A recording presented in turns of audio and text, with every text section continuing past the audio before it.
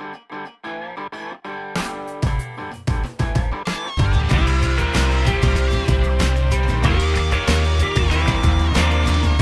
bien, bonjour aux lecteurs d'Asinat.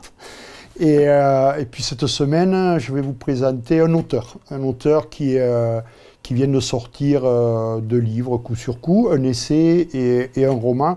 Puis c'est un de mes auteurs fétiches, c'est Nancy Houston. Pour ceux qui ne connaissent pas, c'est quand même un écrivain très prolixe qui a écrit moult romans, beaucoup d'essais, des contes pour enfants, des pièces de théâtre, des scénarios. Voilà, c'est quelqu'un qui en plus est très assidu sur l'actualité et qui retransmet toujours dans ses romans ce qu'elle perçoit à travers l'actualité. Et on peut dire que en particulier son dernier essai, elle a des filiations avec Naomi Klein, si vous connaissez, Vandana Shiva. Voilà, on arrive à trouver ces filiations. Donc le premier essai qui est sorti il y a tout juste un mois de Nancy Houston, c'est « Je suis parce que nous sommes ». C'est le fruit à travers 18 courts textes de sa réflexion sur le premier confinement, mars-avril l'année dernière, où elle a navigué entre Paris et la Suisse chez son compagnon, et où elle nous explique l'état d'esprit dans lequel elle était, les changements qu'elle percevait de société, comment elle appréhendait tout ça, et comment... malheureusement, elle pense que ça va passer à la trappe un peu, même s'il en restera quelque chose. Toujours avec une écriture incisive et pertinente, et c'est un petit essai qui se lit bien et qui nous replonge dans ce que chacun, je pense, a vécu dans son isolement pendant ces 2 mois.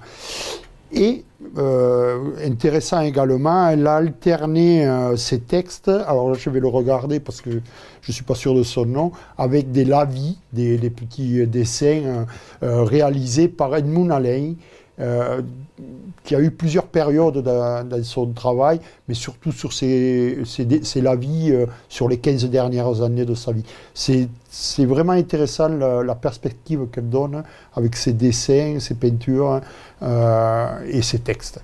Voilà pour son essai. Et derrière, alors là, moi, dès qu'il est arrivé, j'ai plongé dedans et je l'ai lu d'une traite, un jour, une nuit, hein, voilà.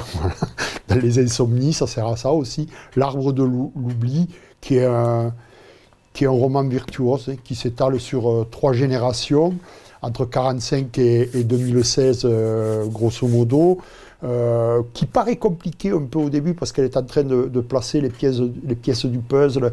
Et on sait bien que Nancy Houston, elle sait écrire, qu'elle sait nous amener quelque part. Et on voit bien que ces pièces-là, elles sont disparates et qu'elle veut nous amener quelque part. Et effectivement, à la fin, tout s'assemble et on comprend ce qu'elle a voulu nous transmettre de la question de l'enfermement de nos comportements, de la question de la femme, de la question de la libération de l'individu, de la libération de la femme, comment tout ça, avec tous les traumatismes qu'il y a pu y avoir avant, comment tout ça se met en place et comment le personnage principal se libère de toutes ces contraintes-là. C'est lumineux, c'est du Nancy Houston, mais suis-je vraiment objectif avec Nancy Houston?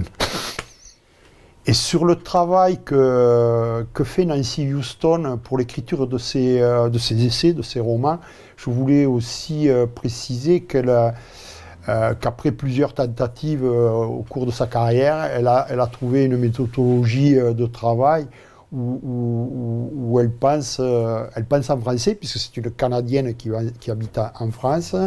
Elle écrit son premier jet en anglais et ensuite elle le réécrit en français, où elle arrive à traduire davantage la subtilité de ce qu'elle veut dire. Et je trouve ça fascinant également.